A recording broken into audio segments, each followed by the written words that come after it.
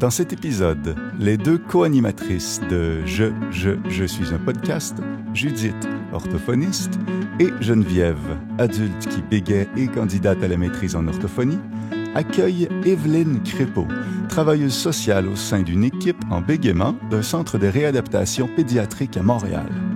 Evelyne nous explique pourquoi il est important de s'intéresser à l'anxiété chez les personnes qui bégaient. Elle nous parle aussi de son rôle en tant que travailleuse sociale et aborde certaines avenues qui peuvent aider les gens à améliorer leur bien-être communicatif dans un monde où le bégaiement fait encore l'objet de préjugés. On discute aussi de l'importance de créer un milieu sensibilisé pour l'enfant qui bégaie, ainsi que de l'utilisation de certaines thérapies en clinique, dont celle d'acceptation et d'engagement.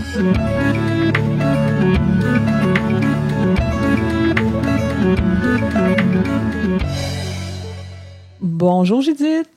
Salut Geneviève. Aujourd'hui, à l'épisode, on parle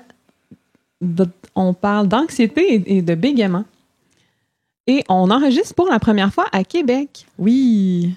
Avant, on a enregistré quelques épisodes à Bromont. Donc, oui. On se promène un peu partout dans la province. Ouais, so international. Oui. Et pour la première fois, on a une invitée qui est à distance. Donc, on teste l'enregistrement à distance pour la première fois. Mm-hmm. Ça va bien aller. Oui. Pour parler d'anxiété, on est accompagné d'Evelyne Crépeau, qui est une travailleuse sociale dans une équipe bégaiement d'un centre de réadaptation pédiatrique à Montréal. Salut Evelyne! Allô Evelyne! Bonjour! Salut! Donc, pour parler de notre sujet, on peut commencer par une première question. Est-ce que tu pourrais nous expliquer plus clairement quel est le rôle des psychologues et des travailleurs sociaux auprès de la population qui bégaie?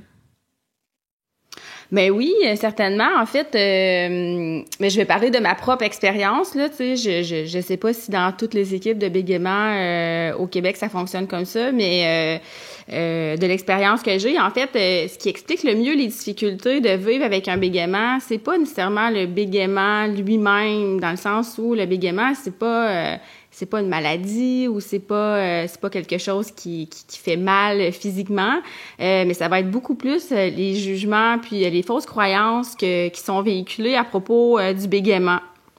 Puis ces jugements négatifs-là, mais ils sont véhiculés par les individus, mais aussi par la société en général.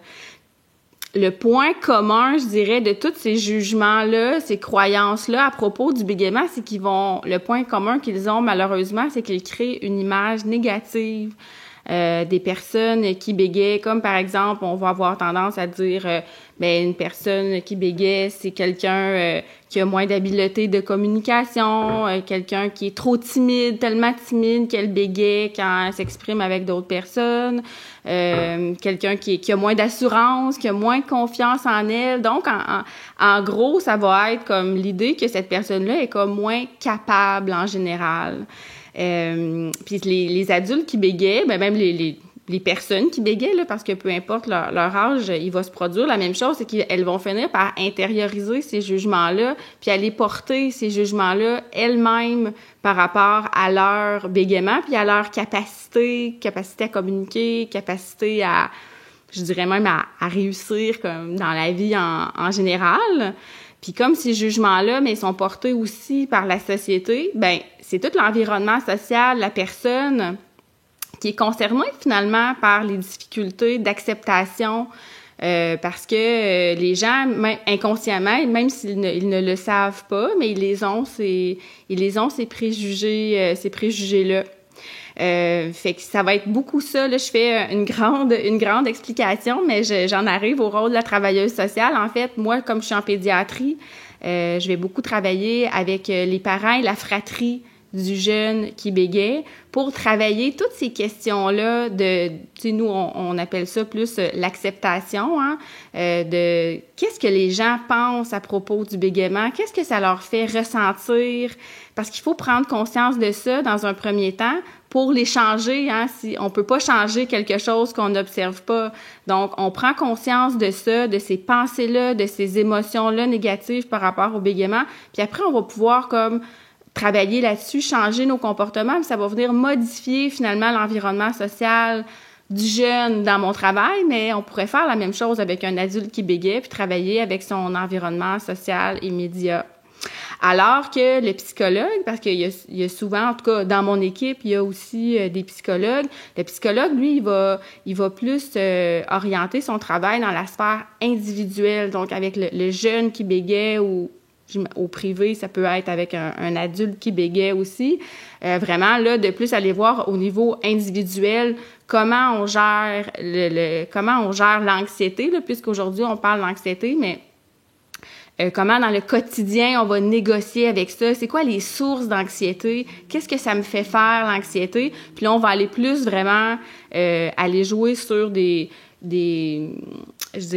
éléments comme l'estime de soi, parce que, tu sais, le bégaiement va aller toucher aussi ces aspects-là, l'estime de soi, la confiance en soi. Donc, finalement, la travailleuse sociale puis la psychologue vont vraiment faire un travail qui est tout à fait complémentaire. Puis c'est important de travailler les deux sphères, à mon avis. Puis dans l'équipe où je travaille, on l'explique toujours aux familles, parce que les familles, des fois, ils comprennent pas, mais tu sais, fais de la thérapie avec mon enfant, là, c'est correct.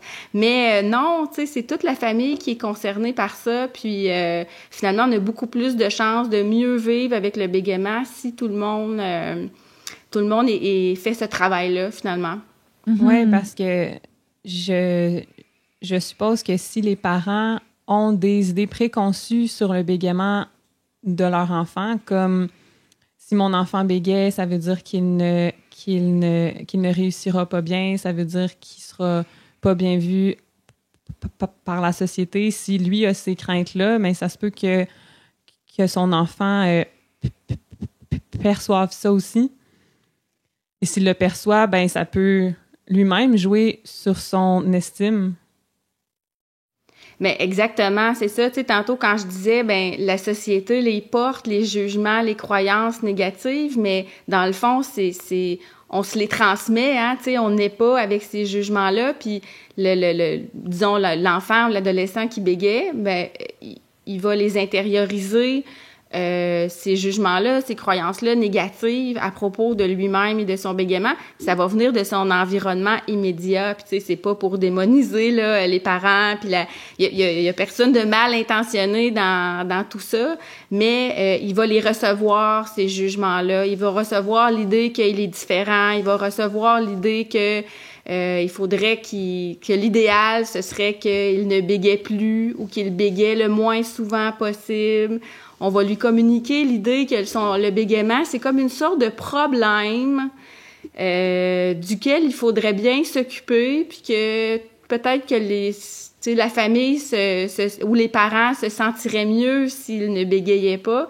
Tout ça va se produire de façon vraiment implicite. Là, les parents disent pas ça directement à leurs enfants, mais indirectement, ils vont commencer à le comprendre, puis ils vont intégrer ça, cette idée-là que c'est négatif le bégaiement, puis ça me rend comme une personne un peu comme diminuée, tu sais, comme si elle avait moins de moyens, alors que c'est totalement faux. Mm-hmm. Puis surtout, hein, tu sais, on voit ça là, quand ça commence tôt chez l'enfant, quand il y a cette espèce de pensée-là qui est autour de l'enfant puis du bégaiement, mais ça fait que ça s'accumule, et avec les années, ben là, c'est là qu'à rendu adulte, on parle beaucoup d'anxiété ici aujourd'hui, parce que justement, tout ça a un lien là, avec le développement de l'anxiété avec le temps, tu sais, chez la personne qui bégait. Ben exactement, c'est ça. Ce qui arrive, c'est qu'à l'âge adulte, tout ça, c'est très ancré, puis souvent, c'est même inconscient. Hein? Les adultes qui bégaient pourraient ne pas avoir pris conscience qu'ils les ont, ces jugements-là, à propos d'eux-mêmes. puis ces émotions négatives-là, puis il y a une partie de ça qui peut être inconsciente, donc c'est difficile de prendre du recul, fait qu'on est plus comme en réaction, puis l'anxiété, ça fait partie là, de ces mécanismes-là, là, un peu comme inconscients.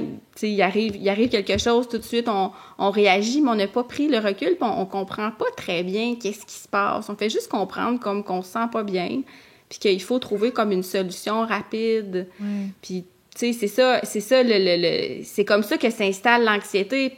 Puis, tu sais, je vais faire juste comme une petite parenthèse, là, pour... pas rappeler, peut-être pas tout le monde le sait, mais la différence entre le stress et l'anxiété, parce que c'est pas la même chose. Le stress, c'est quand je rencontre une situation ou une situation réelle qui se produit réellement, puis que je dois réagir, je dois comme prendre une décision ou je dois réagir. Comme, je sais pas, moi... des fois, dans les examens, tu sais, un adolescent là, qui a un examen qui arrive, là, il peut être stressé, mais ça va l'amener à justement avoir une petite boost d'adrénaline, d'hormones du stress pour étudier puis essayer de performer. Tu sais, ça peut être positif dans ce cas-ci. C'est ça. Donc, une vraie situation, puis je vais comme adapter mes comportements ou, tu sais, même en dehors du bégaiement, c'est des choses qu'on fait à tous les jours, là. J'ai une situation imprévue, OK, je dois changer mon horaire. On prend toutes sortes de décisions comme ça pour faire face puis s'adapter à des choses qui surviennent. Alors que l'anxiété, c'est que là, on veut adapter nos comportements à des situations qui ne se produisent pas, à des situations que l'on anticipe. Puis c'est peut-être des situations qui vont même jamais se produire. Donc là, on est vraiment dans un autre registre parce que là, imaginez... puis là, tu sais, on le fait tous, ça, là, tu sais, je suis pas en train de dire, là, que, les gens qui bégaient, tu sais, malheureusement, c'est ça, l'anxiété, c'est très, très répandu, puis, mais on sait que chez les personnes qui bégaient, l'anxiété est très, très fréquente, puis ça peut même devenir handicapant, là, ou envahissant à un certain point, parce que là, on anticipe beaucoup de situations où on craint d'entrer en communication avec les autres, hein? On craint le jugement des autres, qu'est-ce que les autres vont penser de moi, qu'est-ce que les gens vont dire, je vais peut-être recevoir même des moqueries. Là, les moqueries, tout ça, c'est peut-être plus, tu sais, avec les enfants, les adolescents, parce que il y a comme un niveau de maturité qui est moins grand, qui fait que, oui, sans dit, là, des commentaires ou des moqueries là, vraiment comme mesquines, on va dire. À l'âge adulte, bon, là, je pense c'est probablement plus rare là, de recevoir des commentaires, mais en même temps, Geneviève, ce serait intéressant là, que tu partages là-dessus parce que il y a sûrement des situations où il y a des gens qui réagissent un peu de façon comme inadéquate, donc... Oui, en fait, je vais juste compléter avant que Geneviève nous parle là, de ces expériences personnelles. En fait, juste pour compléter, là, on a parlé du stress qui peut être positif dans notre vie, mais que quand on parle d'anxiété, qui peut devenir plus négative quand ça devient persistant, excessif, quand ça nuit de manière significative au fonctionnement dans la vie de tous les jours. Alors là, c'est là qu'on peut nommer de l'anxiété, voire un trouble d'anxiété. Et c'est ça, justement, que vous allez essayer de travailler avec les gens qui bégayent en travail social, dans le domaine psychosocial, travail social, en psychologie, en psychoéducation. Donc là, c'est là, dans le fond, toi, tout ton apport qui est là, qui est important avec la clientèle pour les aider à mieux vivre, en fait, puis avoir moins d'anxiété dans leur environnement de vie. Donc, c'est ça. Oui, exactement, c'est ça, parce que ce qui va se mettre en place aussi avec l'anxiété, comme on anticipe des situations qui ne sont pas réelles, qui vont peut-être survenir, mais qu'on sait pas, c'est quand même souffrant, hein, c'est comme douloureux, tu sais, d'anticiper des situations où on va recevoir des commentaires négatifs, tout ça. Donc, tu sais, notre cerveau est vraiment configuré pour diminuer la souffrance ou en tout cas faire en sorte que nos douleurs disparaissent le plus rapidement possible. Donc, ce qui va arriver dans ces situations-là, mais on va retenir la solution qui va nous soulager le plus rapidement. Puis souvent, ça va être l'évitement. Je vais éviter toutes sortes de situations parce que je veux pas être confrontée à un résultat que j'anticipe. Et c'est là que l'anxiété vient comme, on dirait, comme empoisonner ou, tu sais, vraiment, comme tu dis, Judith, là, l'anxiété comme plus négative parce que là, je vais commencer à prendre toutes sortes de décisions pour me protéger. Mais à ce moment-là, je vais commencer vraiment comme à appauvrir ma vie parce que je vais peut-être commencer à m'isoler, à avoir une vie sociale moins riche. Il y a des choses qui vont devenir difficiles, comme commencer des nouvelles activités, faire des nouveaux loisirs, juste entrer en communication avec des personnes que je connais pas. Je peux commencer à éviter toutes ces situations-là, puis ça va faire en sorte que ça va avoir un gros impact sur la qualité de vie des gens, là. Mm-hmm. Pour revenir aux moqueries, j'ai personnellement pas, à cet âge-ci de ma vie, je suis pas victime de moqueries en tant que telle. Tu sais, il y a personne qui va se moquer de moi par exprès, ça c'est clair que non. Mais je pense que chez les adultes, c'est peut-être moins rare qu'on pense. Par exemple, dans le documentaire When I Stutter, quand je bégais, qui est sous-titré en français aussi, c'est un film fait par le réalisateur John Gomez.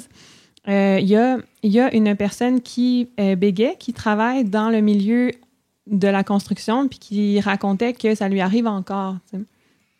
Qu'il y a certains moments où... en fait, il parlait d'une fois où un de ses collègues se moquait de lui à répétition. Donc, on peut voir que c'est des choses qui arrivent encore. Même quand on est plus vieux, malheureusement. Là. Mais oui, c'est vrai. Moi, en clinique, là, souvent, les adultes vont me dire que c'est moins fréquent qu'à l'adolescence. Souvent, ils vont me dire que c'est plus au primaire puis secondaire que ça peut plus arriver. Puis rendu au cégep, université, moins, puis adulte, moins. Mais quand même, parfois, il peut y avoir juste un espèce de face de surprise ou un petit commentaire un peu moyen sur le bégaiement ou un petit rire nerveux de l'interlocuteur. Puis là, tu te dis, voyons. Ouais. Puis il y a des fois un petit peu de réaction. Hein? Oui, c'est ça. Hein? Ça m'arrive, je dirais, au moins une fois par semaine, 2 semaines. Là, surtout quand je me présente à quelqu'un puis que je dis mon nom, parce qu'on sait que chez les personnes qui bégaient, dire son nom, ça va presque pour toutes les personnes qui bégaient, ça va engendrer du bégaiement.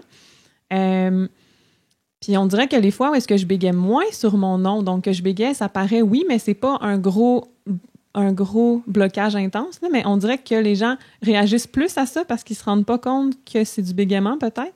Mais souvent, on va me dire comme « Oh, ça avait l'air difficile, ça. » Comme je dis mon nom, je bégaye, puis on me dit ça.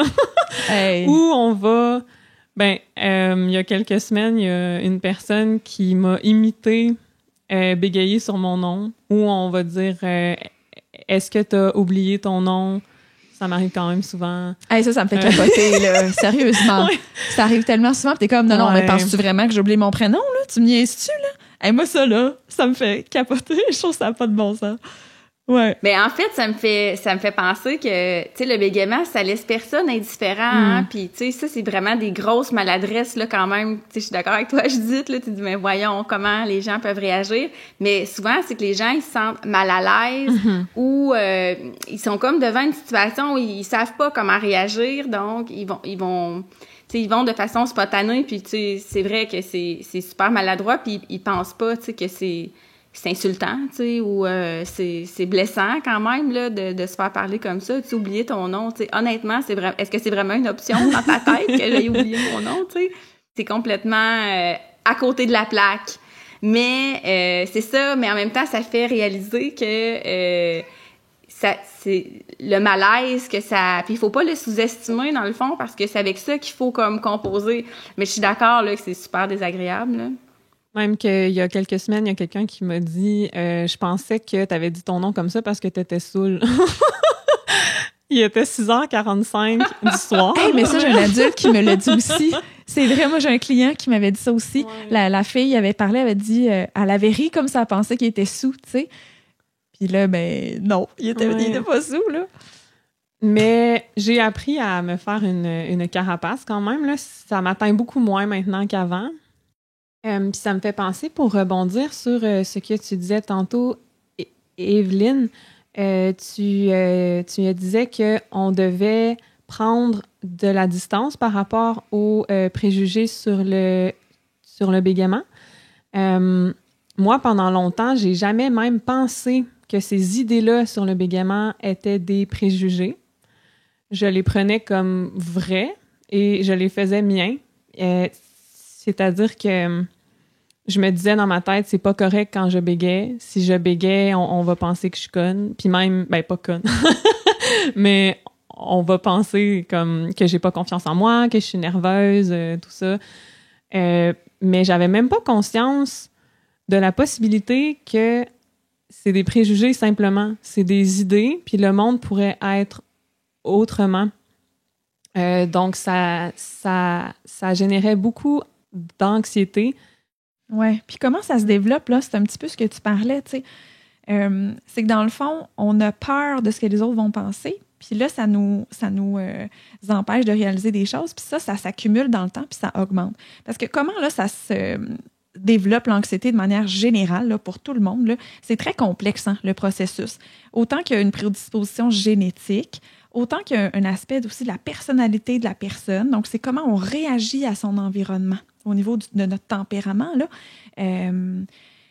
Donc, on est-tu plus réactif à quelque chose qui pourrait être négatif? Fait que là, quand la personne est plus réactive, des fois, c'est un petit signe que, oups, justement, tu reçois, mettons, un commentaire, ben tu peux plus réagir négativement versus une autre personne que, bon, ça lui passe par-dessus la tête, puis c'est moins grand. Fait qu'il y a cet aspect-là, puis l'aspect aussi de l'environnement, on en a parlé beaucoup, là. Tout ce qu'on vit dans notre vie de tous les jours, là, qui s'accumule. Donc, tu sais, même chez les enfants, on pense que les enfants qui bégayent, parfois, sont plus rejetés des enfants qui bégaient pas. Donc, ça commence très jeune, là, des expériences négatives de vie, là, c'est fou. Des enfants qui bégaient, qui peuvent se faire interrompre, se faire taquiner, se faire ignorer par les enfants qui bégaient pas, tu sais, en garderie. Selon certaines études, là, encore là, il faut jamais généraliser, là, parce qu'il y a des enfants qui bégaient qui sont pas du tout taquinés, là. Tu sais, je veux dire, c'est pas non plus la même chose pour tout le monde, mais très tôt dans la vie, on voit que les gens qui bégaient, ils ont quand même des difficultés qui se présentent à eux dans leur environnement. À l'école aussi, les enseignants, les éducateurs peuvent alimenter les préjugés. Donc, on parlait tantôt, là, Evelyne, là, que la personne qui bégayait, est moins sûre d'elle, elle est nerveuse, elle est gênée. T'sais. Fait que tout ça, là, ça roule, puis ça fait que la personne va se dire aussi qu'elle est comme ça parce qu'elle est perçue comme ça. Adolescent, mais comme on parlait d'intimidation, il y a certaines études qui montrent que chez un adolescent qui ne bégayait pas, il y aurait de l'intimidation chez 9 à 22 %. Fait que, tu sais, c'est quand même élevé, mais ceux qui bégaient, c'est entre 43 et 61 % d'adolescents qui se font intimider. C'est énorme. C'est plus que 1 sur 2 là, qui se fait intimider à l'adolescence à cause de son bégaiement. Donc ça aide pas pour, justement, quand on parlait d'anxiété, là, quand on se fait intimider, là, c'est sûr que ça vient jouer dans le développement de l'anxiété. Là, c'est quelque chose qui est très, très menaçant pour la personne. Puis dans les relations amoureuses aussi, tu sais, on voit que pour les adolescents, les jeunes adultes, il y a quand même des données qui nous indiquent que ceux qui ne bégaient pas pourraient être moins attirés par les personnes qui bégaient. Donc, s'il y avait le choix, il y a une étude qui avait testé ça, là, des gens qui ne bégaient pas, s'il y avait le choix de choisir entre un partenaire qui bégait ou qui bégait pas, ils choisiraient la personne qui bégait pas. Moi, ça me fait... Je trouve ça épouvantable, mais c'est ce qu'il y a dans la littérature, là, entre autres. Donc, tu sais, comme on fait que ça, on revient là, au développement de l'anxiété. On disait c'est génétique. Au niveau de la personnalité, ça vient jouer. Au niveau de l'environnement, puis au niveau de l'aspect cognitif de la personne. Ça, c'est intéressant parce que pour les gens qui bégaient, quand je porte attention aux mauvais indices dans la communication, par exemple, tu sais, quand quelqu'un me regarde un peu croche, ben moi, je vais voir la personne qui me regarde croche, puis je vais me sentir mal tout de suite parce que je pense que c'est de ma faute, puis tout ça. Mon attention est portée sur l'indice plus négatif. Bien, ça peut augmenter l'anxiété. Une étude qui a été faite aussi avec les gens qui bégaient, que la personne donnait une présentation, Puis l'adulte qui bégaye va seulement regarder les visages qui sont plus neutres ou qui ont l'air plus à trouver ça plate, là, tu sais, qui sont comme ennuyés, versus regarder les visages souriants. Donc ça, son attention est portée vers le négatif d'une situation. Puis ça fait augmenter, évidemment, l'anxiété. Ça peut contribuer à augmenter l'anxiété. Puis aussi, la personne qui bégaye, moi, je l'entends souvent en clinique, là, dès qu'il y a une réaction un petit peu négative, disons la caissière au magasin, te regarde un peu bête, là, ou je sais pas trop, tout de suite, tu vas dire « Oh mon Dieu, mais c'est pas je bégaye ». Je sais pas si ça t'est déjà arrivé, Geneviève, d'avoir ce genre de pensée-là. Maintenant, ça m'arrive plus, là. Mais quand j'évitais puis que j'étais ce qu'on appelle une bègue masquée, là, oui. Tout ce que les gens faisaient de négatif par rapport à moi, je l'interprétais comme « Ah, c'est parce que je bégayais ». C'est ça. C'est ça, en fait, blanc ou noir. Là. C'est ça. Puis ça, c'est noté justement que c'est un signe qui augmente l'anxiété parce qu'au lieu de voir ou de se dire dans notre tête « Ah, ben la caissière, dans le fond, peut-être qu'elle a quelque chose qui se passe dans sa vie, ça n'a rien à voir avec moi, tu sais. Elle a peut-être son fils l'a appelé, puis il s'est fait sortir de son cours, puis là, elle est fâchée, puis ça n'a rien à voir avec nous, tu sais. Une personne qui n'a pas d'anxiété va être capable de faire la part des choses, puis de dire « Bah, tu sais, c'est pas à cause de moi nécessairement, c'est pas grave. » Mais quand on est plus anxieux, on va le voir par rapport à nous, puis encore là, pour certaines personnes qui bégayent, mais ils vont se dire « C'est à cause que je bégaye que la personne n'est pas agréable avec moi. » Est-ce qu'on bégaye parce qu'on est anxieux ou on est anxieux parce qu'on bégaye? Ça, c'est une question qui revient souvent dans le public. Mm-hmm. En fait, là, ça, c'est super intéressant parce que, tu sais, les dernières études là, d'anxiété avec bégaiement, là, les gens qui bégayent et qui ont de l'anxiété, ce que ça montre, là, c'est que les enfants là, qui bégayent n'ont pas plus d'anxiété en bas âge que les enfants qui bégayent pas. Puis au niveau de leur tempérament, au niveau de comment ils vivent, il n'y a aucune différence. Donc, la personne, c'est pas vrai qu'elle bégaye parce qu'elle est anxieuse. Au contraire, c'est l'anxiété se développe avec le temps à cause du bégaiement. Ou pour être plus juste, parce qu'on est dans une société où le bégaiement est plus ou moins connu, donc plus ou moins accepté, ou comme on disait tantôt, où on nous renvoie cette image-là que quand on bégaye, c'est pas correct. Mais si à chaque fois que tu parles, tu te sens comme ça pendant des années, mais c'est sûr que tu deviens anxieux par rapport à ça. Exactement, exactement. Donc, ça, c'est vraiment là, toute une accumulation avec le temps, d'expérience de vie, de comment la personne elle est en tant qu'elle-même, là, comment, avec sa personnalité, avec son bagage génétique, que ça peut faire qu'elle a plus de chances de développer de l'anxiété. Et le bégaiement, ben, c'est sûr, ça n'aide pas en fait, ça favorise de développer de l'anxiété, malheureusement.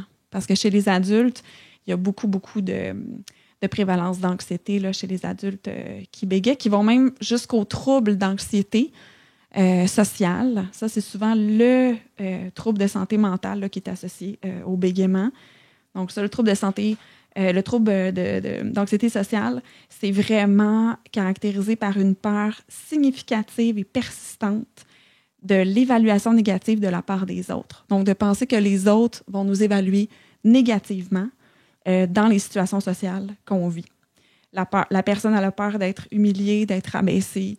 Puis là, ben, c'est là qu'on parlait tout à l'heure, là, Evelyne, là, qu'on va éviter les situations à ce moment-là, pour se protéger puis pour ne pas vivre cette humiliation-là qu'on pense vivre. Donc, et ça, les prévalences sont assez élevées là, chez les adultes qui bégayent. Là.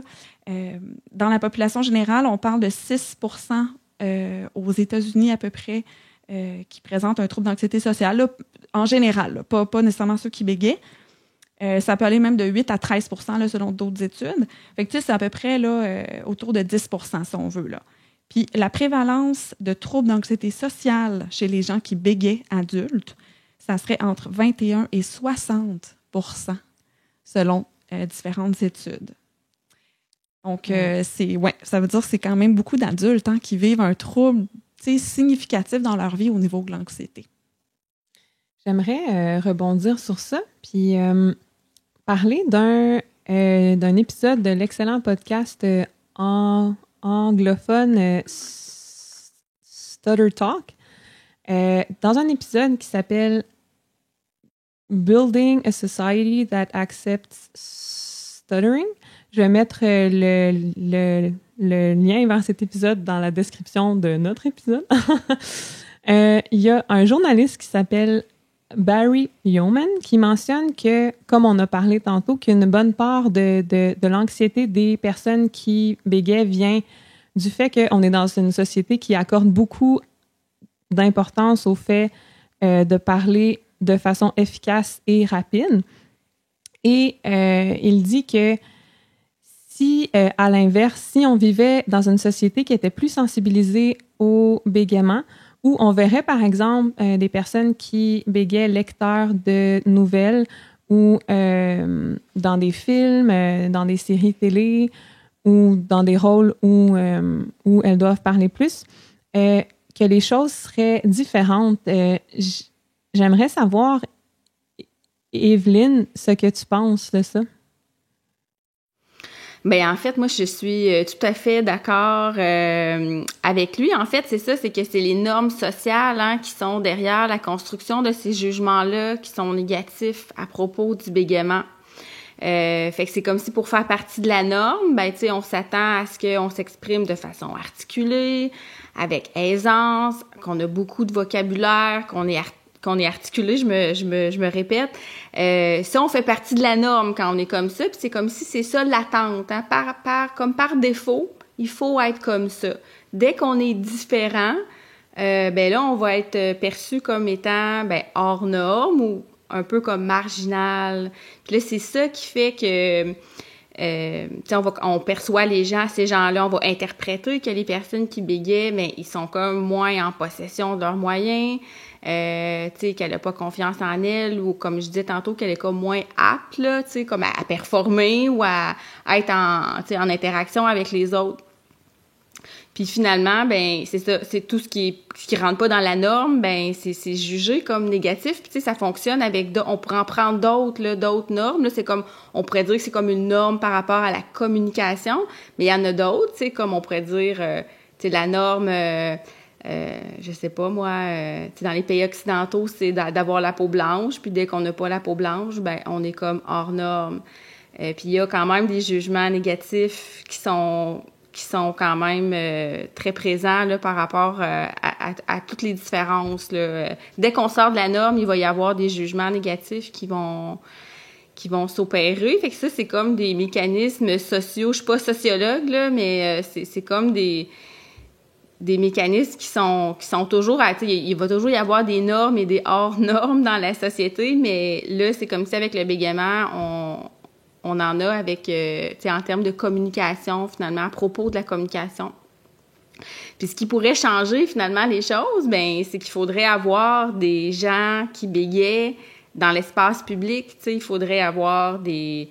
Tu sais, un peu comme il disait, là, la personne dont tu nous parlais, Geneviève, là, tu sais, il faudrait qu'il y en ait, tu sais, dans les séries télé, il faudrait qu'il y en ait des personnages dans les films, il faudrait qu'il y ait des personnages dans les romans, il faudrait qu'il y ait des serveurs au restaurant qui nous servent malgré le bégaiement. Mais c'est drôle, tu sais, on n'en voit pas, hein, puis pourtant, les adultes qui bégayent sont tout à fait capables de remplir des fonctions, n'importe quelle fonction, mais aussi, tu sais, même les fonctions où la communication est au cœur, là, de leur travail ou c'est ça, des rôles, des différents rôles qu'ils jouent.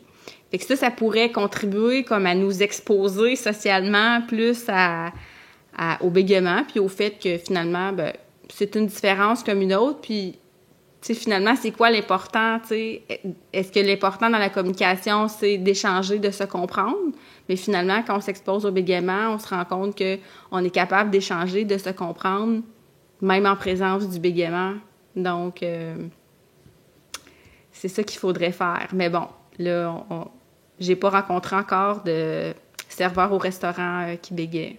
Si vous en rencontrez un, vous me le direz. Ah, ben, dans les congrès de la National Stuttering Association, qui est la NSC, c'est une association d'aide aux États-Unis. qu'on a parlé dans d'autres épisodes Dans précédents. dans tous les épisodes. Je pense qu'on en parle, mais parle. c'est incontournable. C'est incontournable. Bref, dans ces congrès-là, où je vais presque à chaque année, sauf cette année, COVID. j'ai rencontré une fille qui s'appelle Paige White, qui a une chaîne YouTube. Je vais mettre ce lien dans la description de notre épisode aussi. Et elle est serveuse dans un bar. C'est une barmaid. Sur sa chaîne, je pense qu'il y a une vidéo où elle parle de son travail. Je ne suis pas certaine. Bref, son bégaiement est assez prononcé sur une échelle de sévérité. Je pense qu'elle serait assez haute, là, mais elle travaille comme un barmaid quand même, donc c'est vraiment super. Là. Ah, vraiment, hein? C'est intéressant de voir que c'est ça, des modèles que justement, on est avec le public, on parle à tous les jours avec plein de monde, puis il y a du bégaiement, puis c'est comme ça, la vie, c'est ça. Puis elle se montre, puis elle en parle ouvertement dans sa chaîne YouTube, c'est super. Pour revenir à ton travail, donc tu travailles dans un centre de réadaptation pédiatrique. C'est quoi les stratégies pour minimiser le stress de la parole chez les enfants pour emmener ces enfants-là à être plus à l'aise dans la communication? Est-ce qu'il y a des stratégies, en fait, pour éviter que les enfants ressentent de l'anxiété par rapport à leur bégaiement? Ouais, ben en fait, c'est ça, comme, tu sais, moi, je travaille plus avec les parents puis la fratrie, vraiment l'environnement social proche de l'enfant. Si l'enfant, tu sais, je répète, là, tu sais, on l'avait dit un petit peu en début d'émission, là, tu sais, un enfant qui présenterait des niveaux d'anxiété très élevés puis que on voit là que ça a vraiment un impact sur son fonctionnement, tu sais, il serait vu par le psychologue, par exemple. Donc, moi, je vais travailler avec le reste de la famille, le plus souvent les parents. Donc, on va vraiment enseigner aux parents puis à la fratrie, c'est quoi les comportements de base là à adopter par rapport au bégaiement. Donc, tu sais, c'est vraiment un peu de faire de la prévention là, par rapport justement à tout ce qu'on dit depuis tantôt sur les messages négatifs qu'on envoie à l'enfant par rapport à son bégaiement. Donc, nous, dans notre jargon, là, on va dire que c'est comme les règles d'hygiène de base. Puis ça va être, tu sais, toutes les deux, je sais que vous connaissez bien ça, mais on va puis pour certains parents, ça a l'air simple pour nous, mais pour certains parents, c'est très difficile, comme par exemple de ne jamais couper la parole quand il y a un moment de bégaiement, de pas parler à la place de l'enfant. Ça, il y a des parents qui trouvent ça vraiment difficile. Puis de pas montrer des signes d'impatience ou même de mécontentement hein, quand l'enfant bégaie, surtout dans des situations sociales. Donc là, juste ça, ça peut demander quand même un travail là, chez les parents, puis la fratrie aussi, parce que bon, ça dépend quel âge, disons, là. Il faut quand même les coacher un peu là, tu sais, pour leur faire comprendre l'importance de faire ça. Puis c'est comme tu sais, dans le fond, de respecter les moments de bégaiement, mais c'est ça, c'est comme un signe de respect, puis c'est comme si on laisse la personne qui bégaie le temps qu'elle a besoin pour s'exprimer, comme on le ferait avec n'importe qui, en fait. Mm-hmm. Donc, c'est juste que, bon, il y a des petits moments plus longs, mais ça, c'est que ça ramène la personne à... Tu sais, qu'est-ce que ça me fait quand mon enfant bégaie? Tu sais, ça nous ramène, hein, comme on parlait tantôt, les malaises. Tu sais, je suis inconfortable. Comment ça, mon enfant bégaie? J'ai pas envie qu'il bégaie. Puis là, c'est comme, tu sais, le parent aussi, il a de l'anxiété. Le parent craint pour l'avenir de son enfant. Le parent craint que l'enfant va être confronté à toutes ces situations-là. Tu sais, Judith, tu l'as dit tantôt, l'intimidation, tout ça. Donc, c'est des choses qui peuvent se produire réellement, mais si on veut travailler comme à la source, il faut miser sur comment on va équiper l'enfant, finalement, ou l'adolescent à bien vivre avec son bégaiement, puis c'est probablement comme ça qu'il va se sortir aussi des situations difficiles. On pourra pas lui empêcher on pourra pas empêcher, on aimerait ça comme parents peut-être, là, empêcher, pouvoir contrôler que nos enfants ils rencontrent jamais des situations difficiles, mais ça, c'est impossible. Par contre, ce sur quoi on peut jouer, c'est comment on va s'équiper pour quand ces difficultés-là vont arriver, comment on va les gérer, comment on va négocier ça. Donc, ça va beaucoup être ça, la stratégie de passer par l'environnement immédiat. Ça va arriver qu'on va contacter l'école, parler à un professeur. Tu sais, Judith, tu l'expliquais tantôt aussi, hein, tu sais, l'école, quand même, ça peut jouer un rôle vraiment important là, sur les messages là, que les enfants vont recevoir d'eux-mêmes. Fait que, il y a peut-être c'est de la sensibilisation, en fait. Hein? Il y a des gens qui connaissent pas ça. La plupart des gens, comme je le disais tantôt, ils sont pas mal intentionnés, mais c'est beaucoup l'ignorance. Puis, c'est ça, les gens, souvent, ça fait naître des malaises, le bégaiement. Donc, les gens ont toutes sortes de façons de gérer ça, tu sais.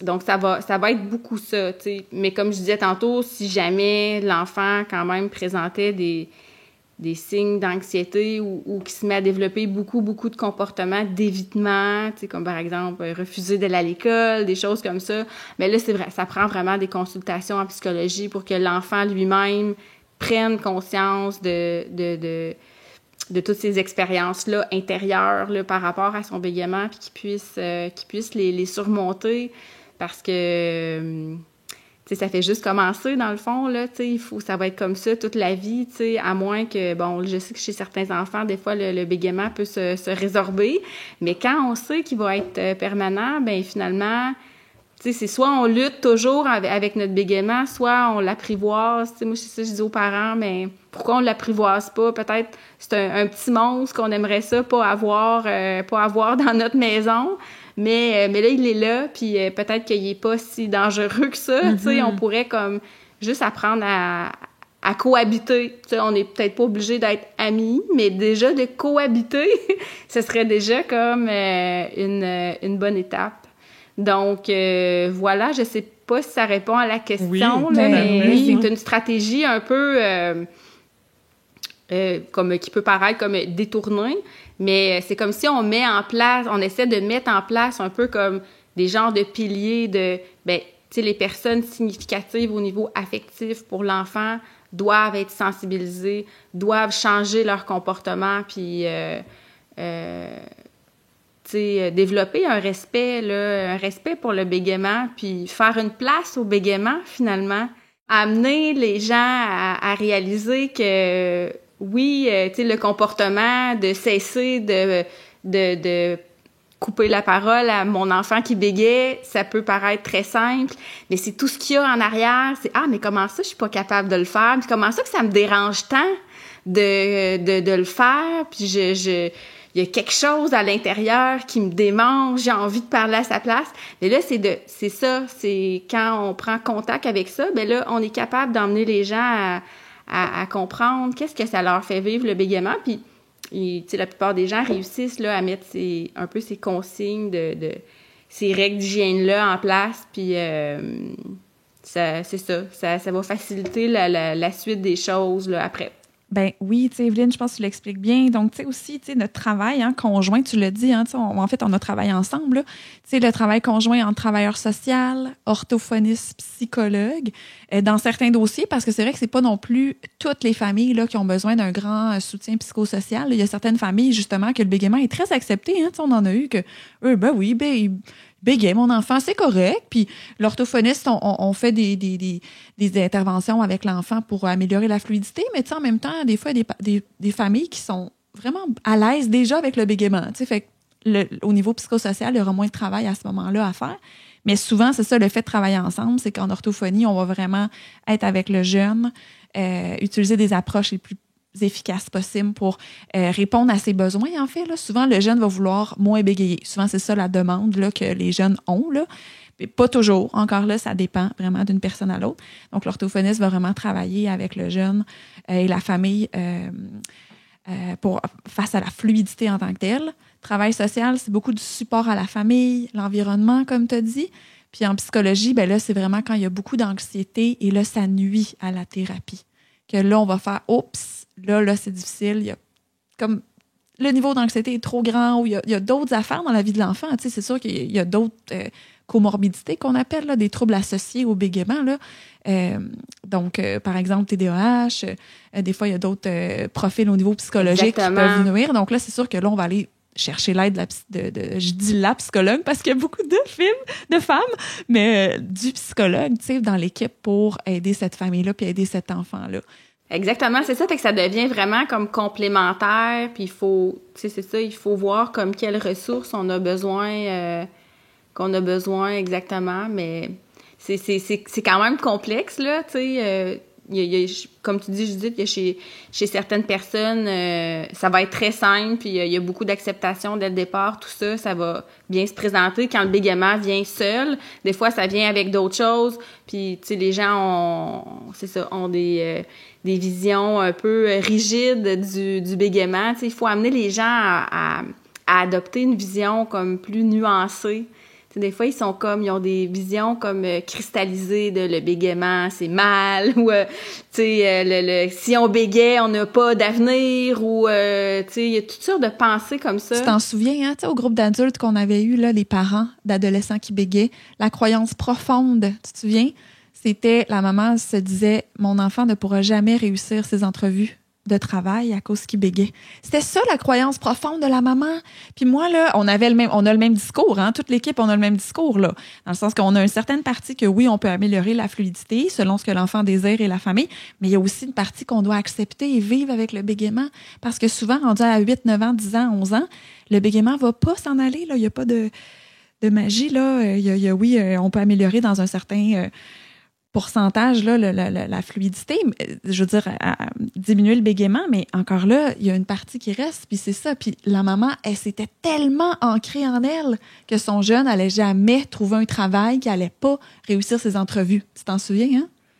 Mais oui, tout à fait. Puis on comprend la mère. C'est épouvantable de penser ça, tu sais, ton enfant a 7-8 ans, puis déjà, son avenir est complètement sombre. Il pourra jamais occuper un emploi. Tu sais, mais ça, c'est des visions vraiment comme plus, tu sais, rigides. Là, il faut prendre de la distance par rapport à ça. Tu sais, là, ce qui avait aidé dans ce cas-là, puis ça, c'est une autre façon, là, de diminuer l'anxiété, puis ça peut être bien pour les adultes aussi, c'est de prendre contact avec des modèles. Tu sais, Geneviève, tu disais tantôt les gens que tu avais rencontrés au congrès, tout ça, mais de prendre contact avec des adultes qui bégaient, oui, qui ont tout à fait réussi leur vie. Tu sais, dans le fond, Geneviève, t'en es un très bel exemple, il y en a plein d'autres.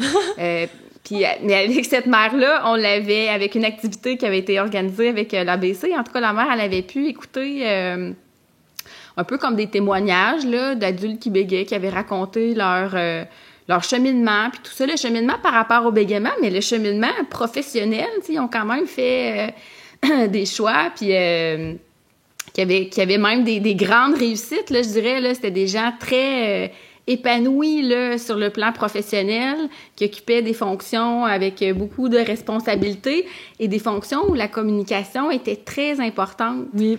Tu sais, un avocat, ouais, un autre qui faisait de la recherche. Ouais, on peut les nommer, en fait. Daniel Aubé, qui est avocat, qui est venu nous voir, c'était super pertinent. Il y a Raymond Milan, qui a fait un témoignage, qui est au doctorat présentement.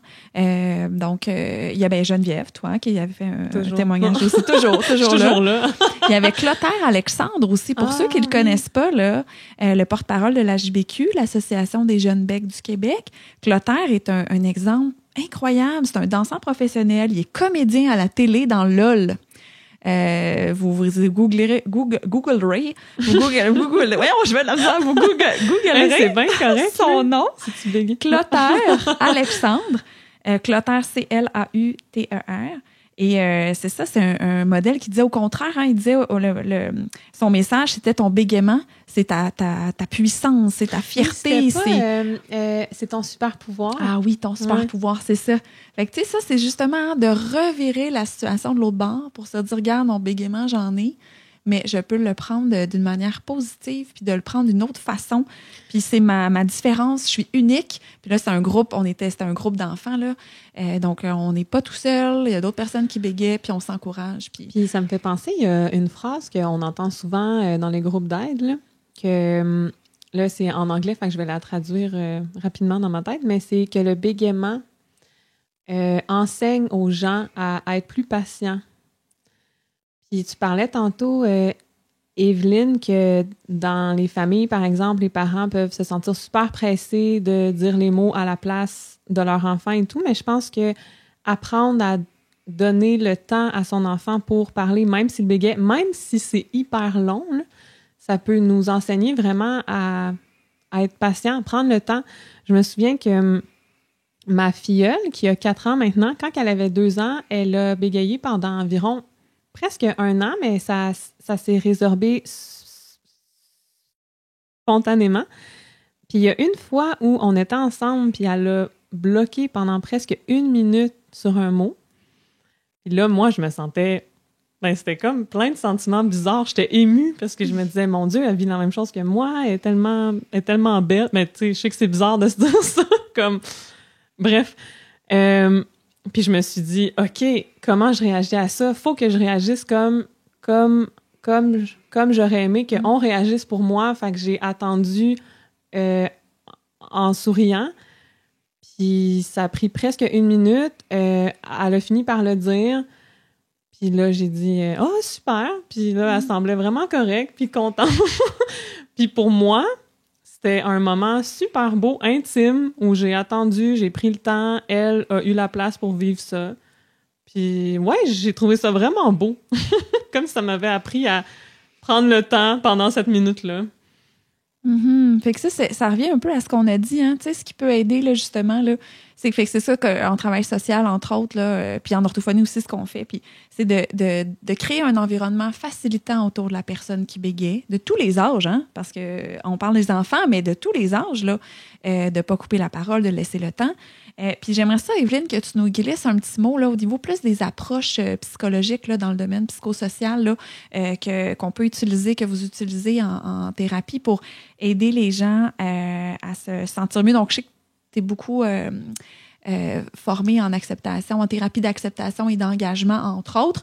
Aimerais-tu nous parler un petit peu là, des thérapies qui existent pour diminuer l'anxiété?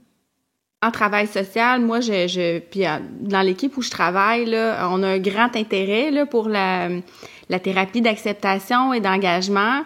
Puis ça, on peut le travailler avec les enfants, mais on peut le travailler avec les adultes. Moi, comme je vous expliquais, je travaille avec les parents, donc on va plus utiliser... je vais utiliser beaucoup cette approche-là d'une façon informelle. Là, tu sais, c'est pas comment je dirais, c'est pas des séances très organisées là où il y a vraiment comme des étapes à suivre. On suit vraiment un peu où est-ce que le parent est rendu, mais c'est vraiment de faire, ça rejoint un peu tout ce qu'on a dit là depuis le début de l'émission. L'idée, c'est vraiment de prendre conscience des expériences douloureuses ou des expériences souffrantes, on va dire, par rapport au bégaiement. Qu'est-ce que ça me fait vivre, le bégaiement de mon enfant à l'intérieur de moi?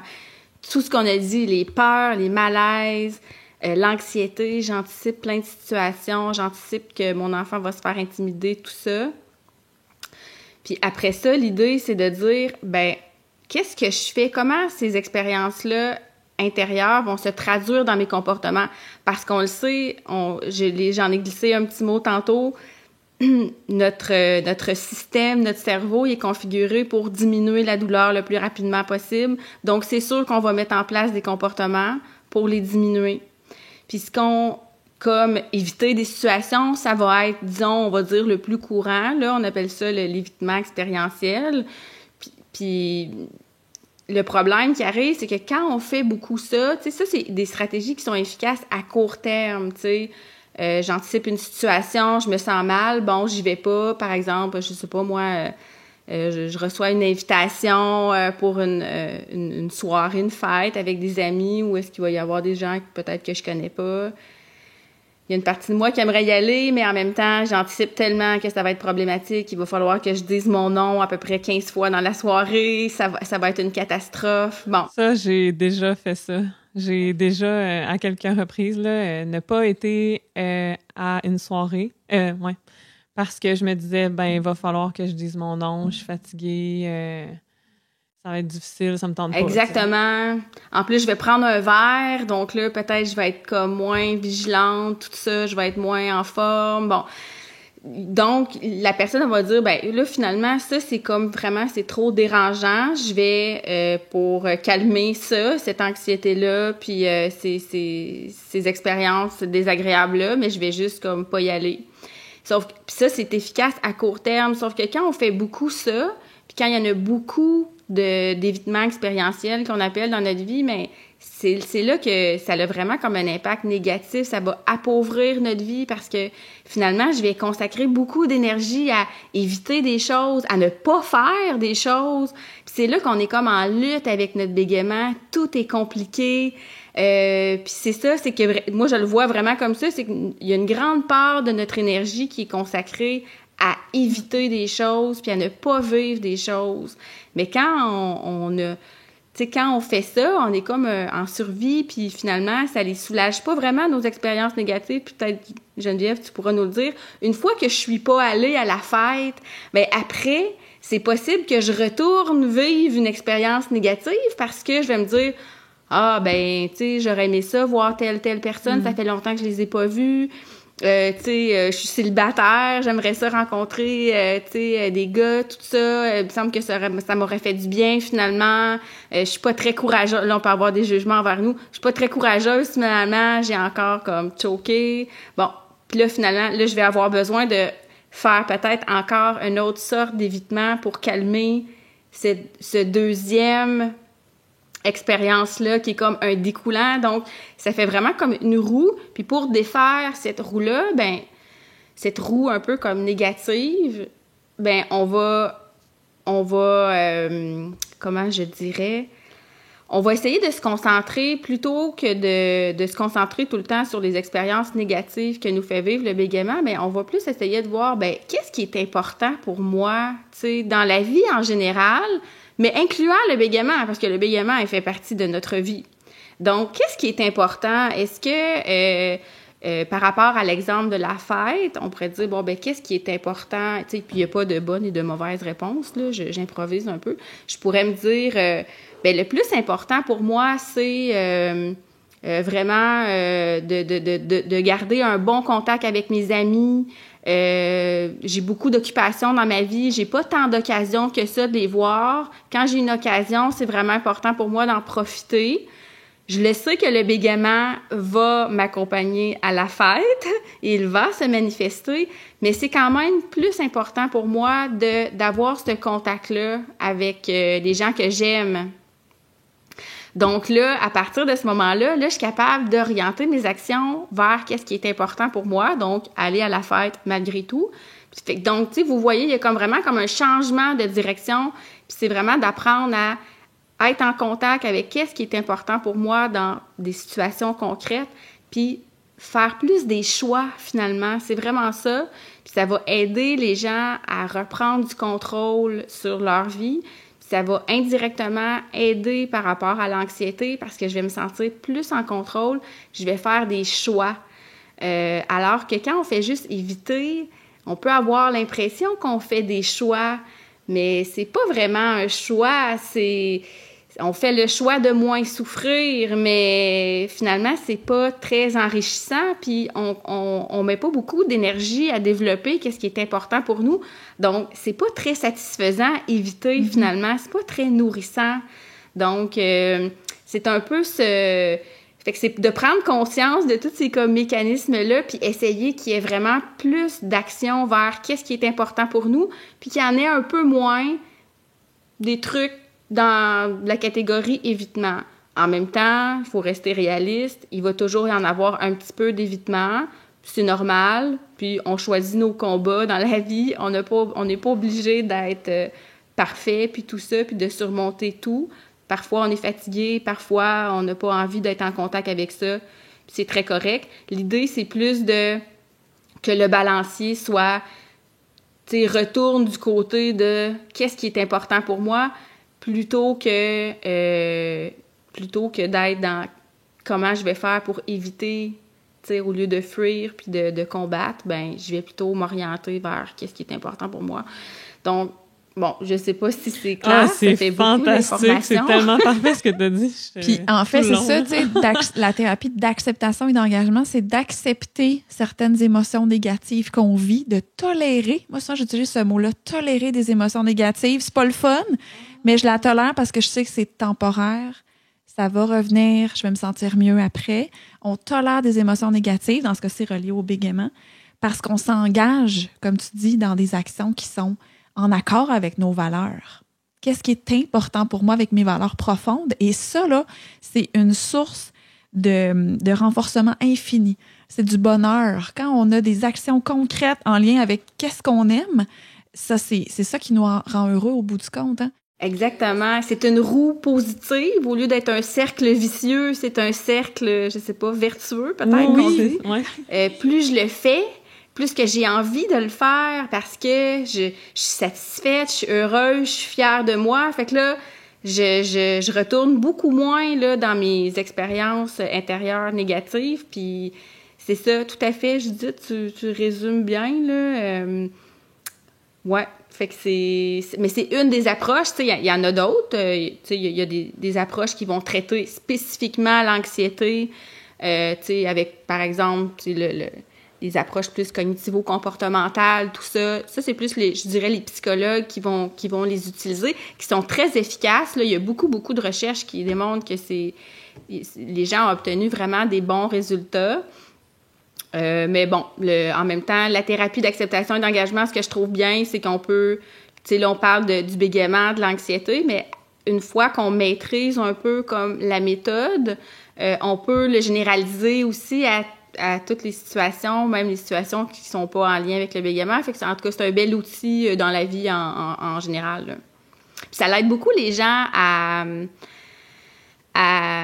prendre une distance un peu, Geneviève, comme tu disais, il a fallu que je me rende compte que c'était des préjugés que j'avais envers moi, puis de commencer à prendre une distance. Puis quand on fait ce mouvement-là de se diriger plus vers qu'est-ce qui est important pour nous, bien finalement, on finit par la prendre, cette distance-là, parce qu'on y consacre moins d'énergie, notre attention est moins focusée sur toujours, tout tourne autour du bégaiement, ça devient même comme une sorte d'obsession, hein, que tout tourne autour de ça, alors que c'est faux, hein, c'est dans notre tête, là, sans dire qu'on est fou, on n'est pas fou, mais on finit par s'imaginer que tout tourne autour de ça. Puis c'est ça, quand on se rend compte que c'est pas vrai, ben tu sais, ça nous libère à quelque part, puis ça peut vraiment nous aider à reprendre confiance, puis à se développer comme n'importe qui, là. Ouais. Tu sais, c'est pas le bégaiement, c'est pas supposé d'être une entrave à notre épanouissement, finalement. Oui, ce que tu dis, ça résume parfaitement bien ce que j'ai vécu moi-même, là. Avant, quand je le cachais, c'est comme toute ma vie au complet était axée sur le fait qu'il faut que personne sache que je bégayais. Il ne faut pas que je souffre à cause de ça. Tout mon énergie était axée là-dessus, là. Toutes mes pensées, presque, là. Puis depuis que j'accepte davantage, que j'en parle, bon, comme j'ai raconté dans notre premier épisode, j'ai plus de ressources, j'ai plus de temps pour penser à ce que j'aime. Comme je sens que je me connais mieux maintenant. Mettons, toute cette énergie-là que je consacrais à éviter de souffrir, mais je la consacre maintenant à lire des livres sans... parce que avant, quand je cachais, puis que je lisais, puis que j'étais dans un bon livre, ben je me disais consciemment, c'est comme une pause du monde. Tu sais, c'est un moment où je bégayerai pas, où je parlerai à personne, ouf. Mais là, quand je lis un livre vraiment bon, ben je pense plus à ça. Je fais juste comme je suis dans le livre, puis... Bref, c'est pour dire que ma vie est vraiment plus riche maintenant, que j'ai plus de temps à consacrer à ce que j'aime et à aimer ces choses-là complètement, au lieu de les aimer, mais tout en ayant dans mes arrière-pensées que dès que je vais me remettre à parler, je vais souffrir. Exact, mais c'est des changements profonds qui ont vraiment changé tu sais, ta qualité de vie, là, tu sais, vraiment, là. Mais bon, c'est un travail, là, tu sais, on se fera pas à croire que c'est magique, là, on se lève pas un matin, puis tout ça est en place. Quand je t'écoute, je me disais, c'est vraiment comme un cadeau à se faire qui est tellement précieux, là, tu sais, qui va changer vraiment le cours des choses, là, tu sais, c'est tellement souffrant, là, tu sais, d'être tout le temps pris avec ces idées-là, là, tu sais, ça nous empêche d'être qui on est, oui, vraiment. Finalement. Puis je veux pas dire que toute ma vie est parfaite maintenant, c'est pas ça, mais je me rends compte maintenant que quand j'ai des émotions négatives associées à mon bégaiement, c'est parce que, mettons, je suis fâchée contre une personne. Ben, pas fâchée, là. C'est un grand mot, mais on va dire ça de même, que je suis fâchée contre une personne qui a réagi mal, par exemple. Mais je trouve ça sain d'être fâchée plutôt que de me dire « Ah, c'est moi qui est pas bonne, c'est moi qui parle pas bien, c'est ma faute, c'est moi qui est une marde. » Ben, je pense que le fait d'être fâchée, ben, ça montre comment je trouve que j'ai de la valeur puis qu'on devrait me traiter mieux, ce qui est sain. Tout à fait, c'est ça, c'est tellement comme bien dit, c'est ça, c'est de voir les choses, c'est un changement de perspective complet, puis que finalement, le commentaire de la personne, ben il lui appartient, ça n'a rien à voir avec qui tu es. Puis effectivement, ça fait juste réaliser ben cette personne-là, elle n'a pas une vision juste de moi. Elle est saine, ta réaction, tu sais, de dire, ben moi, je mérite pas d'avoir des commentaires comme ça, mais tu sais, finalement, c'est son problème, c'est pas le mien, tu sais. Tu t'appropries pas, ou tu t'appropries beaucoup moins, ou moins longtemps, tu sais. Tu pourrais le faire quelques minutes, ou, tu sais, une journée, mais finalement, après, réaliser que, ben, tu sais, ça s'adresse pas à moi, tu sais, ce commentaire-là, je suis pas comme ça, tu sais. Mm-hmm. Donc, pour clore l'épisode aujourd'hui, là, dans le fond, Evelyne, on pourrait dire que on a parlé beaucoup d'anxiété, qu'est-ce que ça fait chez les familles, chez les enfants, chez les adolescents, les adultes qui bégayent. Puis on a parlé des choses qui fonctionnent bien pour diminuer l'anxiété, dont des approches en psychothérapie ou de l'éducation psychologique, tirer des approches cognitivo-comportementales ou d'acceptation et d'engagement. Est-ce que tu aurais un dernier autre chose à dire pour aider les gens qui bégayent là, dans un monde idéal? Là, il y aurait quoi d'autre pour aider les gens qui bégayent à diminuer leur anxiété? Ben, dans un monde idéal, il faudrait qu'il y ait plus de gens qui bégayent dans l'espace public, là, comme je disais tantôt, tu sais, ce qui contribuerait vraiment comme à faire une sensibilisation au niveau social, puis que ça devienne normal pour les gens de rencontrer de temps à autre quelqu'un qui bégaye. Dans le fond, qui est une espèce de diversité, hein, un peu comme, tu sais, on parle maintenant de la diversité des corps, la diversité dans les couleurs de peau, dans les origines ethniques, mais on pourrait aussi parler de diversité en communication. Il y a des gens qui ont des accents, il y a des gens qui bégayent, il y a des gens qui ont des troubles de langage. Tu sais, il y a d'autres... dans la communication, il y en a d'autres sortes de différences qu'on connaît même encore moins que le bégaiement. Mais là, on pourra pas en parler aujourd'hui.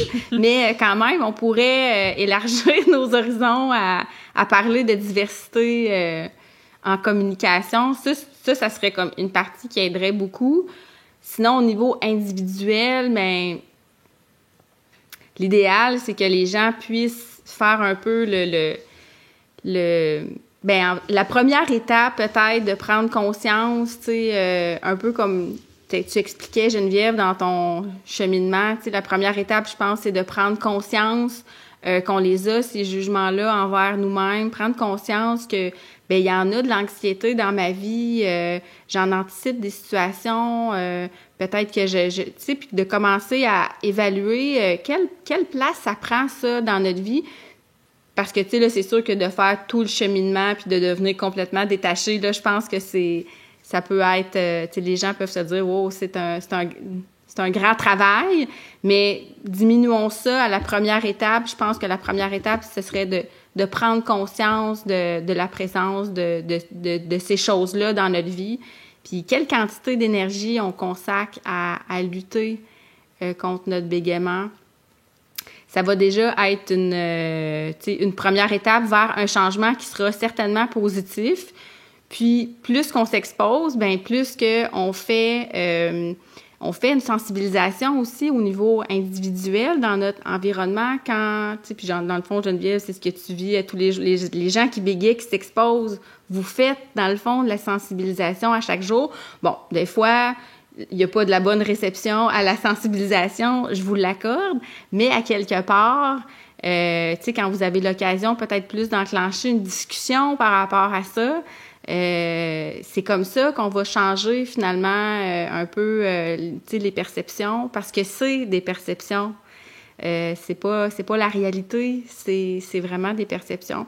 Donc, un va avec l'autre, hein, au niveau individuel, ben il faut essayer de mieux vivre ou cohabiter peut-être plus pacifiquement avec notre bégaiement.